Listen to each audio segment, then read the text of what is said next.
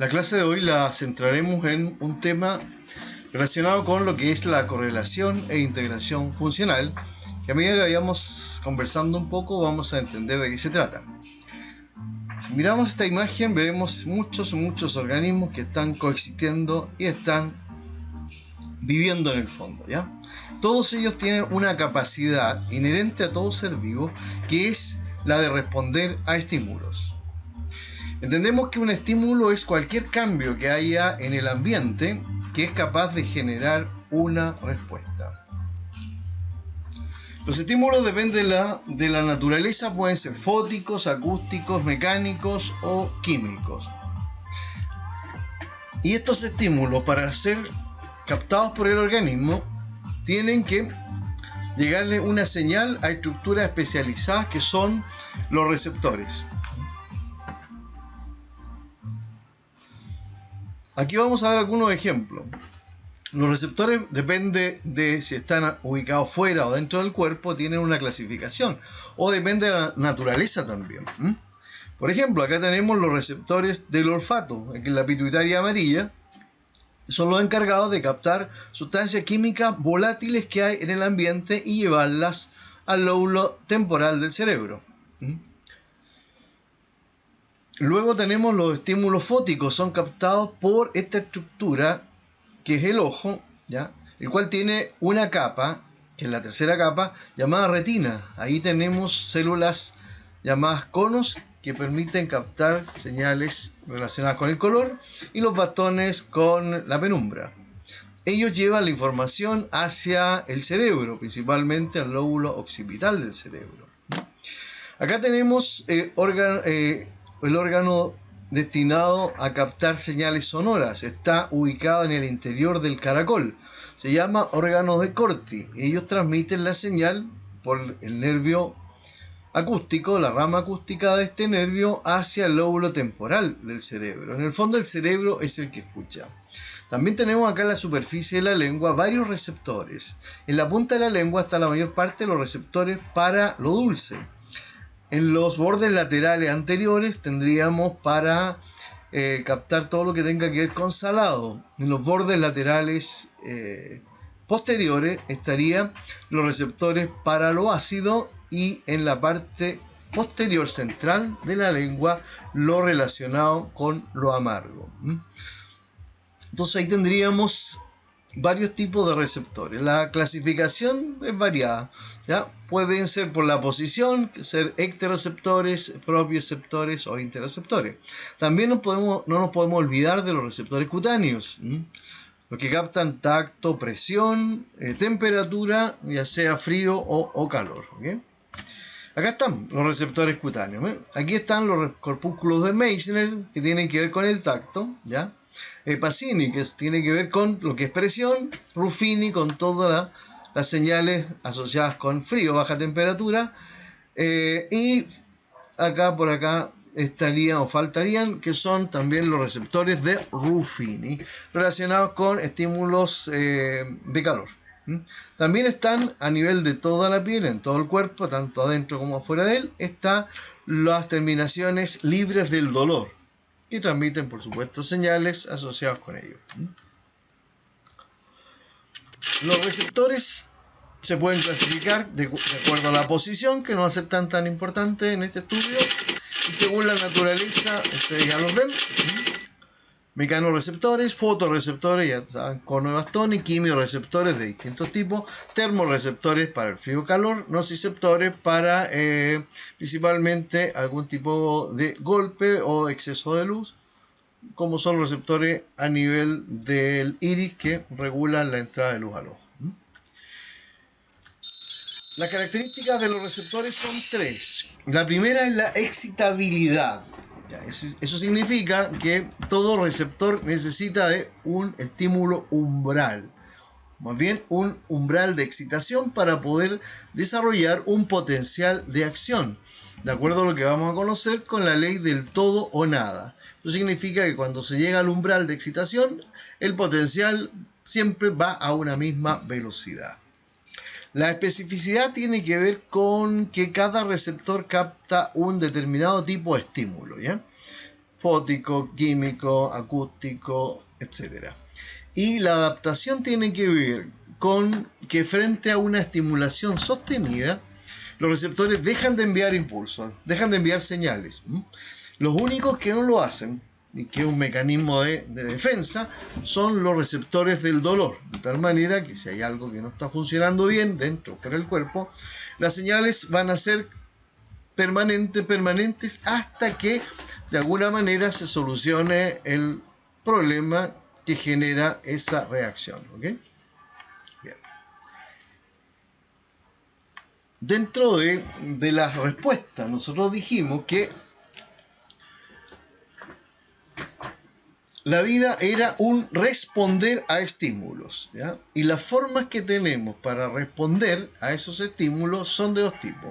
Unas que son innatas, que están inmersas en el código genético de cada especie, y otras que son adquiridas, es decir, que las podemos aprender a través de algún proceso de nuestra vida. Alguien nos enseña y nosotros, por supuesto, que aprendemos aquello que nos enseñan. Las innatas no, vienen con nosotros. Vamos a ver algunas, desde las más simples, que son los tropismos, que son básicamente respuestas de vegetales frente a fuentes de naturaleza variable, podríamos decir. Podría ser la luz, un fototropismo, podría ser contacto, un tigmotropismo, podría ser el agua, hidrotropismo, o la tierra, geotropismo. Estos pueden ser tanto positivos como negativos. ¿Okay? Acá hay un ejemplo. Si tenemos una papa y está en la oscuridad, el tallo siempre va a buscar la luz, ¿ya? Y la raíz la tierra. Una semilla pasa exactamente lo mismo. Y una planta, lejos de la ventana, vamos a ver que sus hojas van a crecer hacia la luz de la ventana. El tigmotropismo es una respuesta de contacto. Aquí tendríamos un tigmotropismo negativo, lo mismo que las raíces. Sacan el quite a las piedras, por ejemplo, y se van haciendo camino a través de esta respuesta. El fototropismo positivo es el más típico, ¿no?, que ya explicamos recién, y ahí hay una imagen que lo ilustra, ¿ya? El tactismo es una respuesta más bien propia de animales. En este caso, ustedes habrán tenido la experiencia de ver cómo las polillas y otro tipo de insectos dan vuelta alrededor de una fuente luminosa. También las abejas presentan un tipo de tactismo, pero en el caso de ellas es un fototactismo positivo.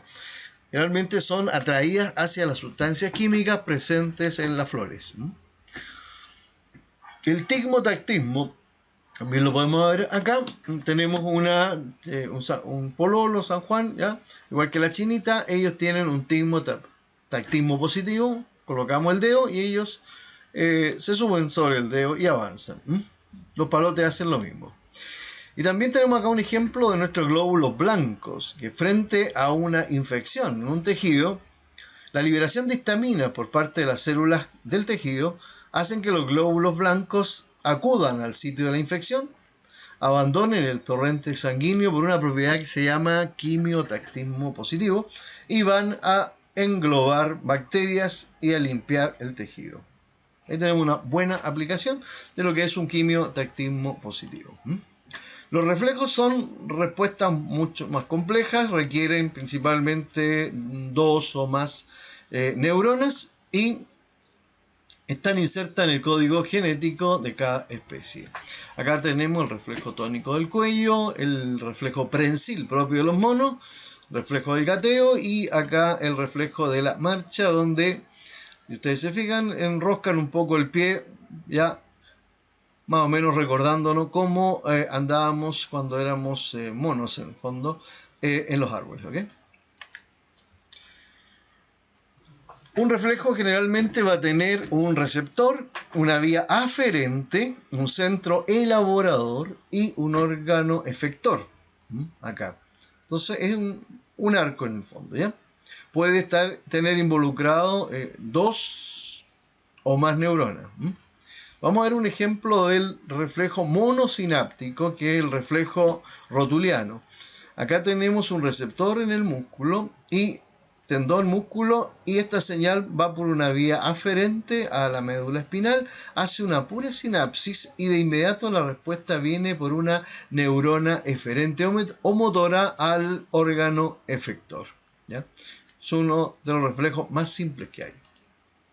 El reflejo aquiliano, el del talón de Aquiles, también una respuesta rápida, sin mediar un centro muy avanzado, simplemente la médula espinal. Reflejo del mentón también, y el reflejo pupilar, que reacciona frente a la exposición de luz. Cuando hay demasiada luz que llega al ojo, el iris se contrae, la pupila se achica. Cuando hay poca luz, ¿ya?, las fibras del iris se relajan y la pupila se expande para que entre más luz, ¿okay? Eso lo pueden experimentar utilizando una linterna de poca intensidad y alguien que sea voluntario para que vayan viendo cómo la pupila se expande, se achica, se expande, se achica de acuerdo a la luz que le llega. Bien, si pasamos a una respuesta un poco más compleja, tendremos los instintos, ¿ya? Los instintos son una serie de reacciones reflejas que también están insertas en el código genético de cada especie. Instinto de atacar, el instinto de volar, de seguir rutas migratorias y seguir a un líder. Eso nadie lo enseña, simplemente es una respuesta innata. Acá tenemos, ¿cierto?, el instinto maternal y acá el de supervivencia y el de pelear muchas veces por la supremacía de la manada. Bien, vamos a entrar de lleno a lo que es el sistema nervioso para poder entender después temas como el sueño, el estrés, cansancio, etc. Comportamiento también. Nuestro sistema nervioso está constituido por dos sistemas, el sistema nervioso central y el sistema nervioso periférico. El sistema nervioso central solamente está formado por lo que es encéfalo y la médula espinal. Todo esto es protegido por una estructura ósea que aquí sería la columna vertebral, ¿ya?, acá, y arriba sería el cráneo, ¿okay? Las partes de la médula espinal coinciden con las partes que tiene la columna vertebral. Así distinguimos un área cervical, que es el cuello, dorsal, acá en la espalda, lumbar y la región sacra. Entonces, recordando lo del sistema nervioso central, estaría el encéfalo y la médula espinal. El encéfalo comprende cerebro, cerebelo y el tronco encefálico.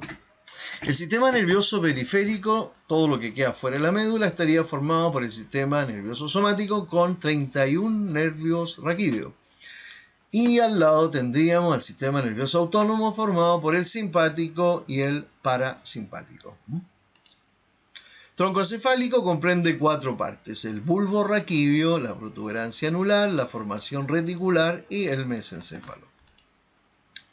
En un dibujo lo estaríamos centrando en esta zona: cerebro, acá el cerebelo, muy importante, lo vamos a ver después por qué.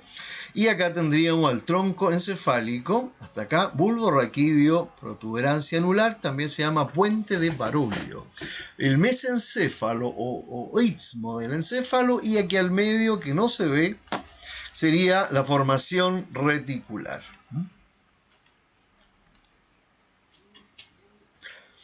Nuestro cerebro está separado, ¿cierto?, por áreas que nosotros llamamos lóbulos, ¿okay?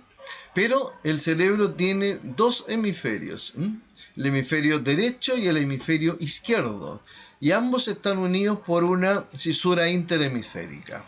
Las cisuras son entradas más profundas que permiten separar al cerebro en lóbulos, ¿ya? Así tenemos, por ejemplo, esta es la cisura de Silvio, y fácilmente separa el lóbulo temporal del parietal, así como tenemos esta cisura de Rolando o parietofrontal, si quieren, que separa al lóbulo frontal del lóbulo parietal, ¿okay? Finalmente tenemos acá nuestro lóbulo occipital. Todo esto van a ser importantes en nuestro estudio posterior. Para poder entender el sistema nervioso hay que entender la fisiología de la célula base, que nosotros llamamos la neurona.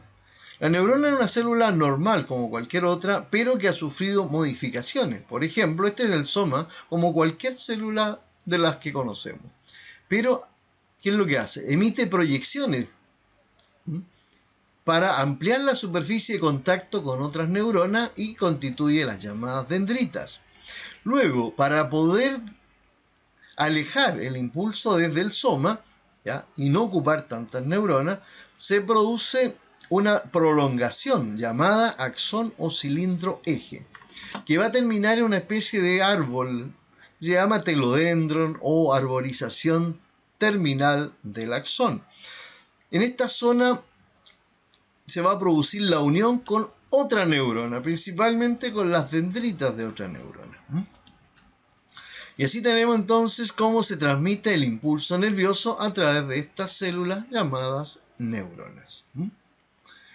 Pero hay que conocer un poquito más. La neurona tiene, en algunos casos, las mielinizadas, tiene una vaina fosfolipídica que permite que la neurona, al tener esta vaina fosfolipídica, ¿ya?, pueda conducir el impulso nervioso en forma mucho más rápida.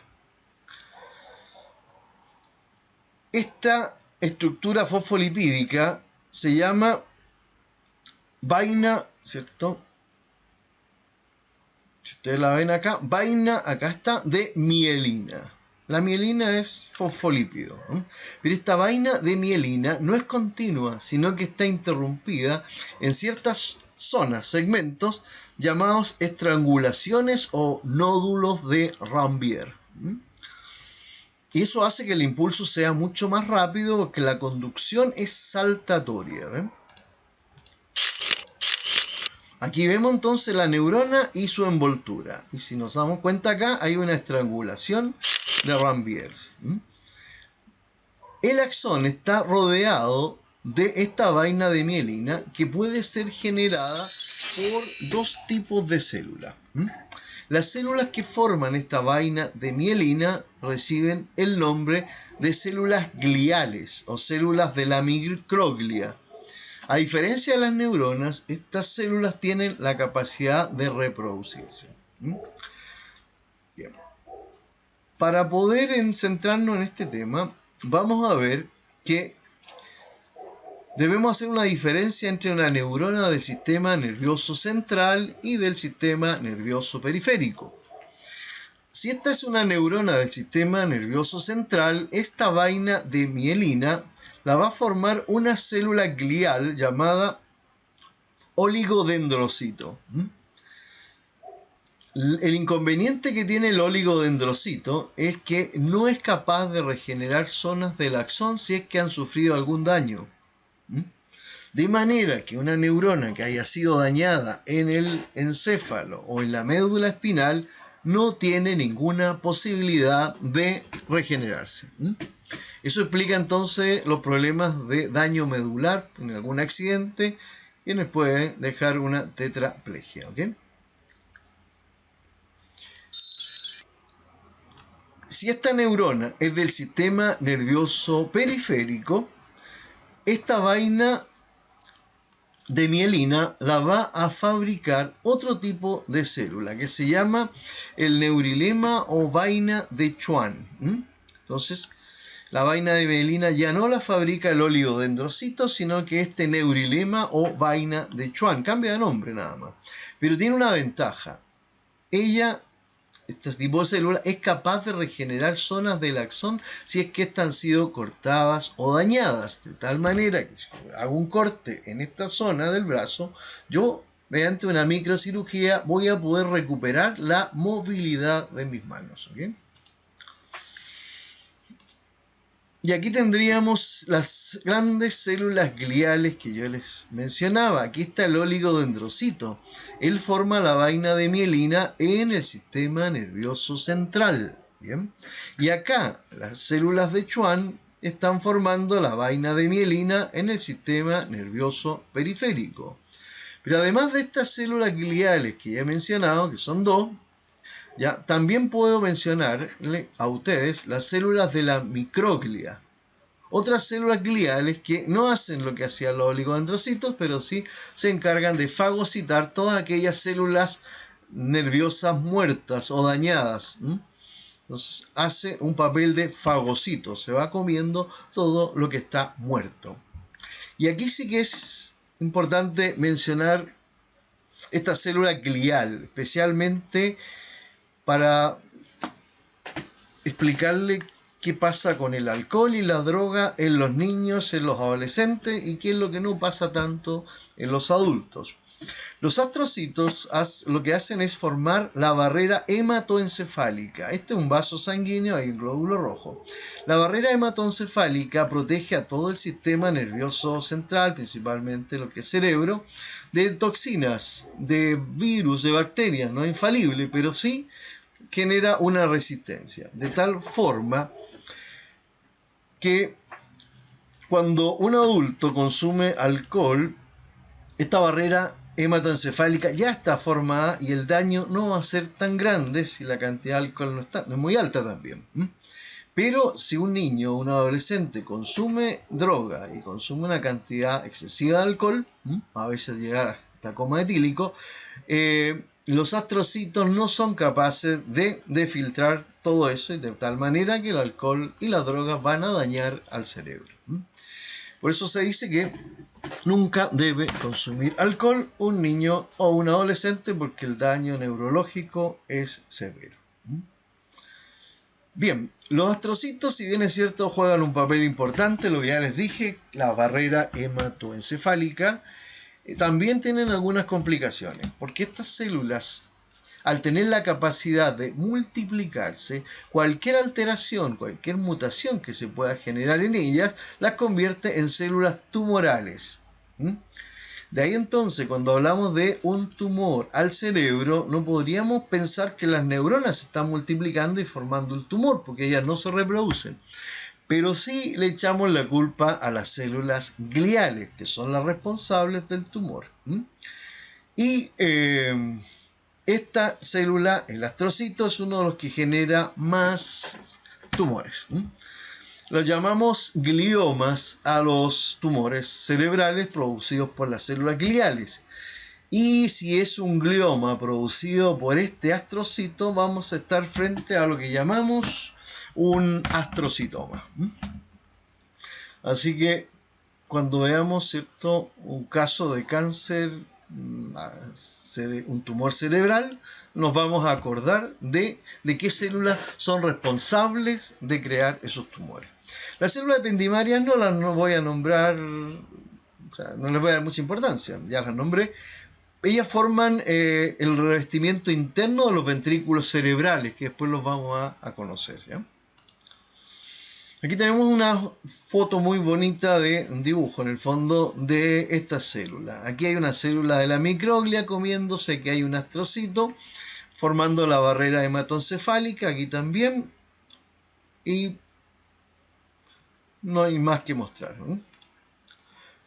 Este dibujo nos indica que este es un axón de una neurona del sistema nervioso periférico, y aquí está actuando el neurilema o vaina de Schwann, que es capaz, como habíamos dicho, de regenerar el axón si es que ha sido dañado o cortado.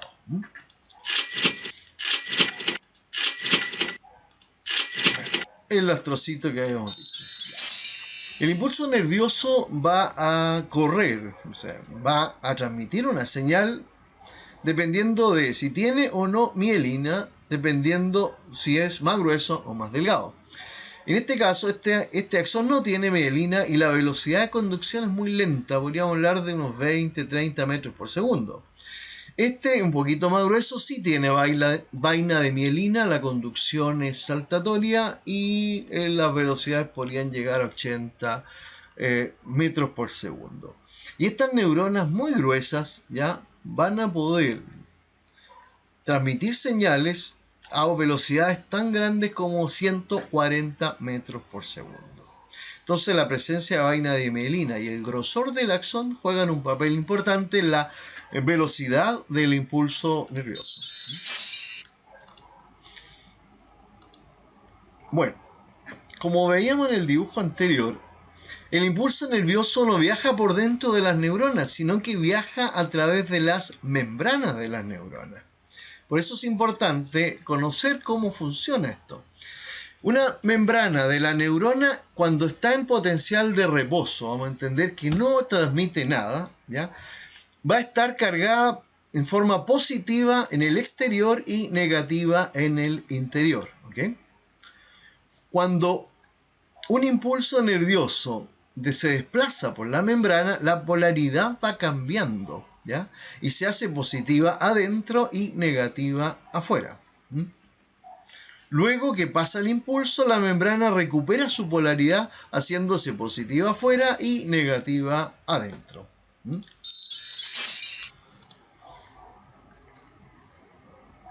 Otro dibujo que está explicando lo mismo. ¿Quién es responsable de estos cambios de polaridad? Vamos a ver que el ion sodio es muy importante, el ion cloruro, el ion potasio y unos iones proteicos negativos que están en el interior de la neurona. Si vemos la composición, nos damos cuenta de que el medio externo a la neurona siempre es rico en sodio y adentro hay muy poco sodio. Y el potasio siempre está más concentrado adentro de la neurona que afuera. El cloruro siempre está afuera, ¿ya? Y las proteínas negativas siempre están adentro y no cambian. La cantidad están acá. Por ejemplo, el sodio afuera tiene 120 milimoles y adentro tiene 9. O sea, el sodio predomina afuera. El potasio adentro tiene 140 milimoles y afuera tiene apenas 3 milimoles. Los iones proteicos negativos 145 y afuera no van a encontrar nunca nada porque no hay. ¿Bien? Ya. Entonces vamos a ir viendo cómo se transmite el impulso nervioso. ¿Okay? Vamos a ayudarnos con este gráfico.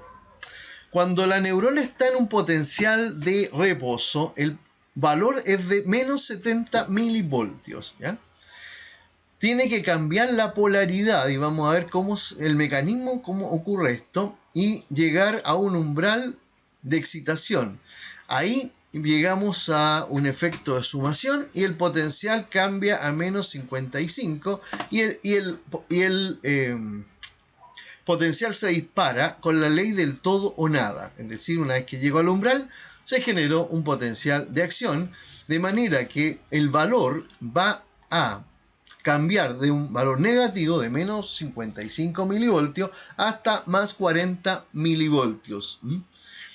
Se generó el potencial con la ley del todo o nada y llegamos a la espiga, al pic máximo. ¿Ya? Una vez que la señal pasó por la membrana, esta tiene que recuperar su potencial de reposo. Para ello, el sodio tiene que salir de la neurona, ¿ya? Para que quede negativo adentro y positivo afuera. Este momento se llama periodo refractario y no se puede enviar ningún otro impulso porque la neurona está recuperando su polaridad. ¿Okay? Pero hasta aquí vamos muy bien, hasta los menos 70 milivoltios. ¿Ya? Pero hay un problema. Así como sale sodio hacia el exterior, también hay un arrastre de iones potasio por gradiente de concentración, de tal manera que la membrana hay un momento que queda demasiado positiva afuera y demasiado negativa adentro, lo que hace que el potencial baje a menos 90 milivoltios. Gracias a la bomba sodio-potasio, esta hiperpolarización temporal se recupera y volvemos a un potencial de reposo de menos 70 milivoltios y quedamos listos para enviar otra señal nerviosa. ¿Okay? Entonces aquí tenemos la acción de una neurona, cómo se transmite este potencial de acción, cómo se recupera el potencial de reposo en el periodo refractario, cómo hay un pequeño momento de hiperpolarización producto de la salida de sodio junto con potasio, pero cómo la bomba es capaz de recuperar este potencial ingresando al potasio a la neurona por transporte activo, ya que lo hace en contra de la gradiente de concentración. Acá tenemos en forma mucho más lenta, si se quiere, la misma explicación. Aquí tenemos un potencial de reposo, menos 70 milivoltios. ¿Ven?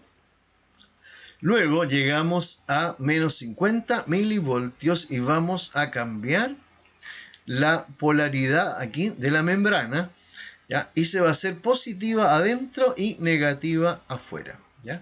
Una vez que esto pase, vamos a entrar a un periodo llamado refractario para recuperar de nuevo la polaridad positiva afuera y negativa adentro.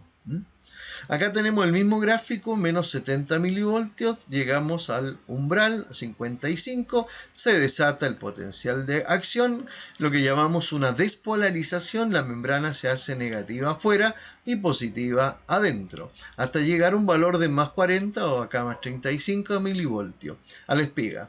De ahí empezamos como a retroceder y viene el periodo de repolarización llamado periodo refractario.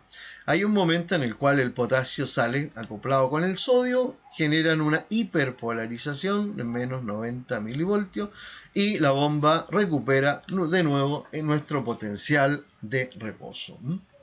Con esos dos gráficos yo creo que estamos entendiendo un poco más cómo funciona el potencial de reposo y el potencial de acción. Pero, ¿qué es lo que nos pasa? El impulso nervioso viaja de una neurona a otra, ¿sí? Aquí empezamos.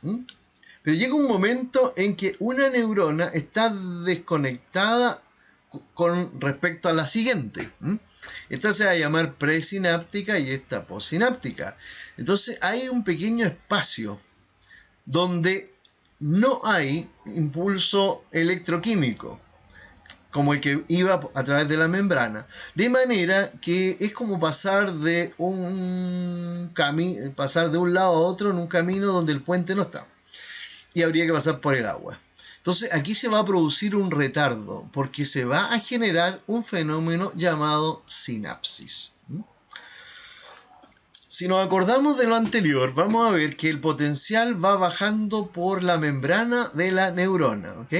Cuando esto va sucediendo, hay unos canales que están cerrados para el calcio y en ese momento, al pasar el potencial de acción, estos canales se abren.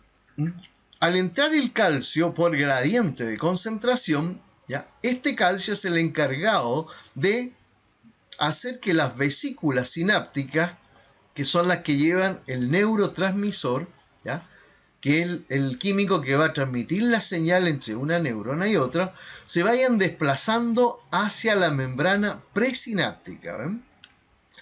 Y por un fenómeno llamado exocitosis, liberen este neurotransmisor que va a viajar por el espacio sináptico y va a hacer contacto con receptores de la membrana postsináptica. Lo vamos a ver enseguida. Ahí tenemos el calcio cumpliendo la función que les dije recién de hacer que estas vesículas sinápticas migren hacia la membrana presináptica, liberen el neurotransmisor y este se desplace hacia ¿dónde? Hacia los receptores postsinápticos o receptores de la membrana postsináptica. ¿Cuál va a ser el objetivo? Al abrirse estos canales va a empezar a entrar sodio, ¿ya? Mientras más sodio ingrese, miren acá, canal abierto, canal cerrado, a canal abierto, y todo esto azul es sodio, sodio. Mientras más canales hayan abierto y más sodio ingrese a la neurona postsináptica, más rápido va a cambiar la polaridad de la membrana, haciéndose positiva adentro y negativa afuera, y el impulso se va a transmitir a través de esta nueva neurona. Aquí estamos viendo el paso de los neurotransmisores desde la neurona presináptica a la postsináptica. Las características de una sinapsis química. Primero es unidireccional. ¿Qué significa? Que va desde la neurona presináptica, la que liberó el neurotransmisor, hacia la postsináptica, donde están los receptores postsinápticos. ¿Okay? En la sinapsis, por supuesto que se va a producir un retardo o retraso sináptico, no es muy mucho, pero mientras más sinapsis haya, más retardo. Por eso conviene transmitir señales rápidas con pocas neuronas.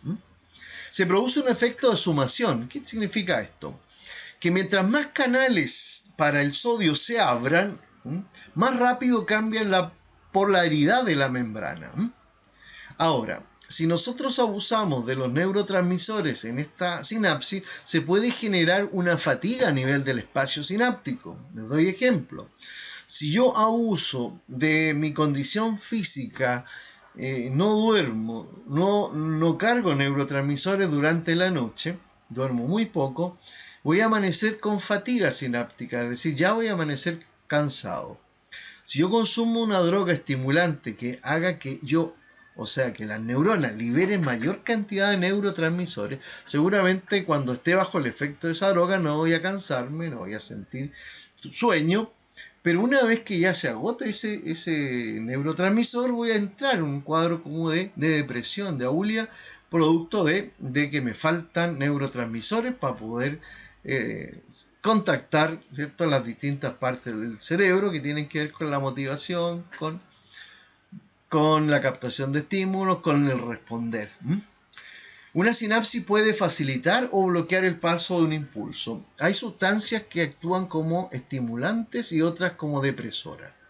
Si yo quiero consumir, por ejemplo, un clorodiazepóxido o alguna especie de droga tranquilizante o anestésica, seguramente los receptores postsinápticos se van a bloquear y el impulso también lo va a hacer, de tal manera que yo voy a sentir un efecto de anestesia. Ese es más o menos el efecto que tendrían a nivel de sinapsis, drogas o algún fármaco. ¿Las sinapsis pueden ser afectadas por drogas? Sí, por lo que ya les dije anteriormente. Ahí tenemos un dibujo en el cual estamos viendo cómo las vesículas sinápticas migran a la membrana presináptica para liberar el cargamento que es el neurotransmisor.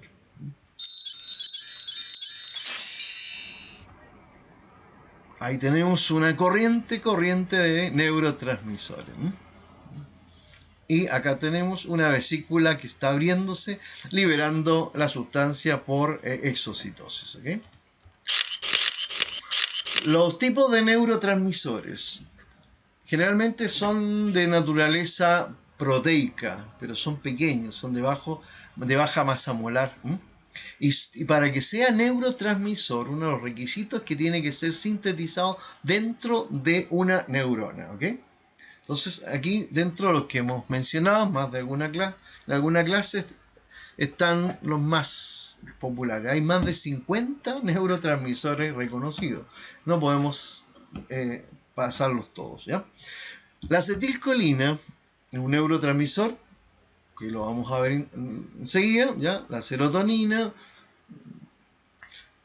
el neurotransmisor, decimos, de la felicidad, el ácido glutámico, importante en todo lo que es la sinapsis a nivel cerebral, las encefalinas, que vamos a ver, además también endorfinas, que son anestésicos naturales que nosotros liberamos, que son realmente esenciales. La noradrenalina, este neurotransmisor que nos salva de las situaciones de estrés.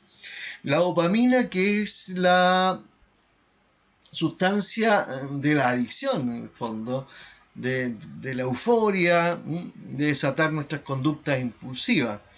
El ácido gamma aminobutírico, llamado también GABA, que es el único neurotransmisor posinhibitorio, ordenador cerebral en el fondo. Y las endorfinas, que son lo mismo que las encefalinas. ¿Okay? Veamos qué importancia, antes de eso, el requisito de un neurotransmisor, yo se lo había dicho, tiene que ser sintetizado dentro de las neuronas, y si no, es otra cosa. ¿Okay? Por ejemplo, si hablamos de la oxitocina, si la vemos que se libera al torrente sanguíneo, es una hormona. Pero si la vemos saliendo desde el interior de una neurona, es un neurotransmisor. ¿Okay? Los neurotransmisores tienen que ser sintetizados, decía, en el interior de las neuronas, deben liberarse como reacción ante un impulso nervioso, deben modificar las actividades de la neurona sobre la cual están siendo aplicadas, o sea, en el fondo sobre la postsináptica, y lo más importante es esto: deben ser inactivados después de ejercer su acción. Pueden destruir alguna enzima o bien pueden difundir. vamos entonces ahí viendo qué es lo que hace cada uno de ellos. Por ejemplo, la serotonina está asociada con la hormona, dice hormona ahí, pero es un neurotransmisor de la felicidad. Cuando baja la serotonina tenemos problemas de depresión y conductas de tipo obsesiva. La serotonina nosotros la consideramos como un ordenador cerebral, que significa el que nos hace tomar decisiones serias y supedita o regula nuestras conductas impulsivas, muchas veces llevadas a cabo por dosis altas de dopamina. La serotonina también es la que nos despierta en la mañana y la que nos hace poner atención, centrar la atención, como decimos, en las actividades de la mañana del día. O sea, andamos activos, despiertos. La serotonina empieza a decaer en la noche y es reemplazada por otra sustancia que se llama melatonina, que es la que induce el sueño y nos desconcentra. De tal manera que las mejores horas para poder estudiar y centrar la atención son en la mañana. No así en la noche, después de las 10, que vamos a estar cabeceándonos todo el rato, producto de que la melatonina nos invita a bajar el metabolismo, a bajar la temperatura y a inducir el sueño, ¿ok? Porque se necesita para el descanso. La serotonina tiene que ver con procesos de regulación de digestión, de temperatura corporal. Está muy asociada con hipotálamo, que es el que tiene esa función, con el deseo sexual y la regulación de sueño, vigilia, como les contaba, serotonina y melatonina. Lo que nosotros llamamos ritmo circadiano, o sea, el ritmo de día y noche. ¿Okay? La dopamina, esta sustancia que es bastante importante en nuestra vida, en la que les va a dar sentido un poco y placer a todo lo que hacemos. Está implicado en conductas adictivas y es la causante de las sensaciones, como les contaba, placenteras. Todo lo que nos produzca placer lo vamos a querer repetir a nivel cerebral. Es muy importante muchas veces para domesticar animales. Cuando nosotros vamos, uno de los placeres que tienen los animales es comer. Por lo tanto, a una acción positiva que nosotros queremos que haga, lo premiamos con comida y abre los canales para la dopamina. La coordinación de ciertos movimientos musculares. Brevemente esto, en nuestro cerebro, en la parte del centro, existen los llamados núcleos grises, ¿ya?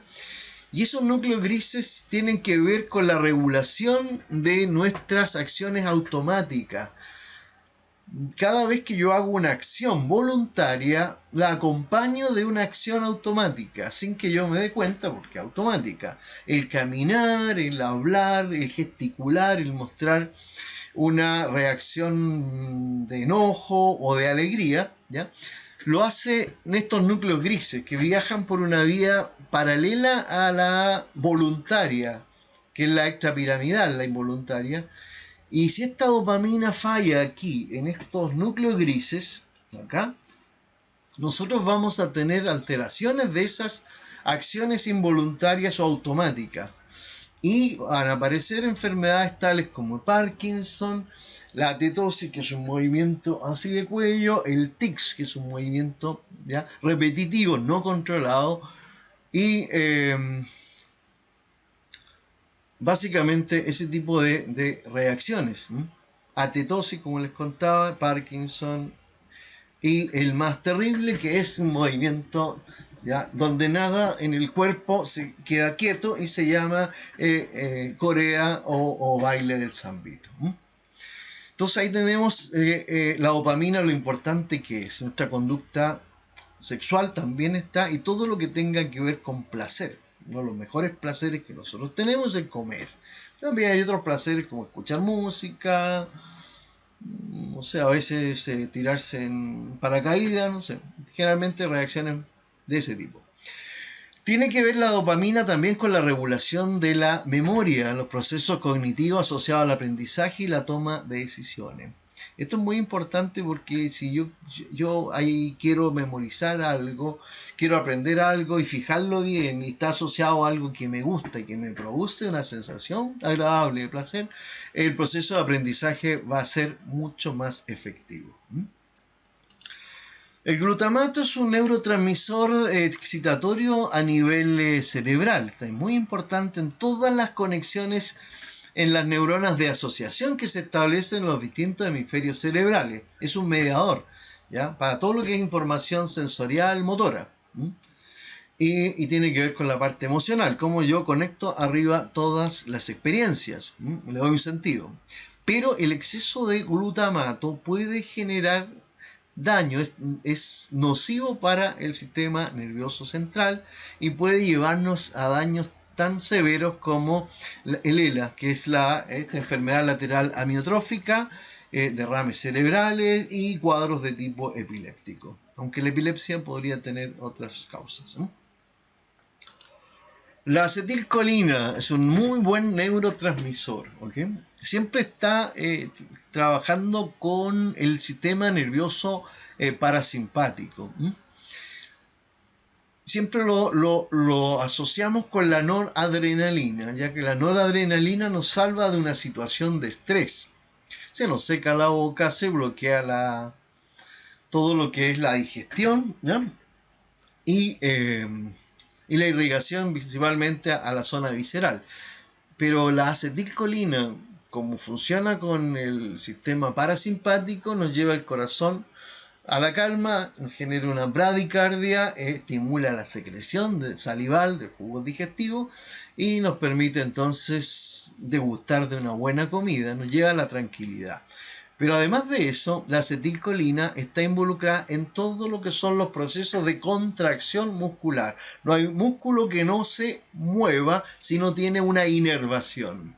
Y esa inervación ya está a través, ¿cierto?, unida a las neuronas motoras. Y las neuronas motoras son las que liberan acetilcolina y permiten que el músculo se contraiga. Pero sí, a nivel cerebral, la acetilcolina tiene mucho que ver con la memoria, la concentración, la inteligencia, de tal manera que nos permite centrarnos en lo que estamos haciendo y poder memorizarlo y entenderlo mejor. Y también llevar a cabo toda la tarea sin desconcentrarnos. Por eso que se dice que la acetilcolina tiene que ver con la vigilancia, es decir, cuán atentos podemos estar. Y bajos niveles de acetilcolina, pero a nivel cerebral, pueden producir este déficit, si se quiere, déficit atencional y también esto de olvidarse de las cosas que estamos haciendo. El GABA, ácido gamma aminobutírico, es un neurotransmisor cerebral que es posinhibitorio, hiperpolarizante. Te dirán, ¿qué significa eso? El GABA es el único que le abre los canales al cloruro, que está afuera y que nunca entra. Pero este le abre las puertas y de esa manera el cloruro ingresa a la neurona y se une a los iones negativos proteicos que hay adentro, generando una polaridad extremadamente negativa adentro de unos menos 90 milivoltios y demasiado positivo afuera. Entonces bloquea en cierto modo el impulso nervioso. Ahora, ¿eso es bueno o es malo? El GABA es un ordenador cerebral, entonces bloquea ciertos circuitos que en determinado momento no son relevantes para el cerebro. Y de esa manera entonces ya las señales viajan más rápido. Eso es un ordenador cerebral en el fondo.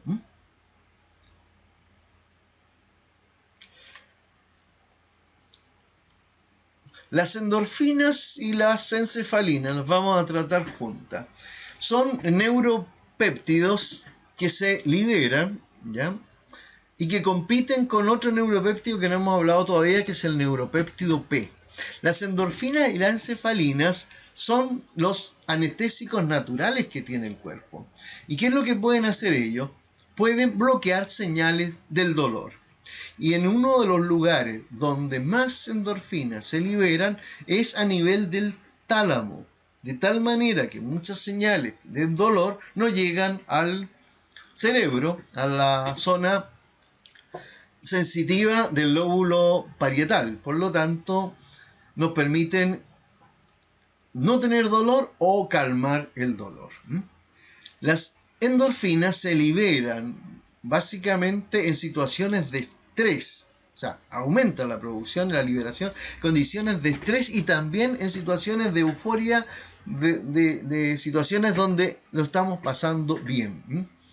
Eso implica que las personas que están enfermas, postradas, sienten mucho dolor corporal, pero ante la visita de alguien que les vaya a hacer la vida grata o sacarlos de un asilo y pasearlos, ¿ya? Y hacer que se muevan, ¿ya?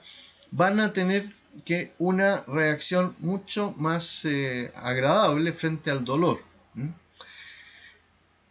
Se ha visto en casos de guerra, por ejemplo, que hay soldados en los cuales una granada explota en su pierna, le vuela la pierna y él arranca y huye y llega como sea a la trinchera sin sentir dolor.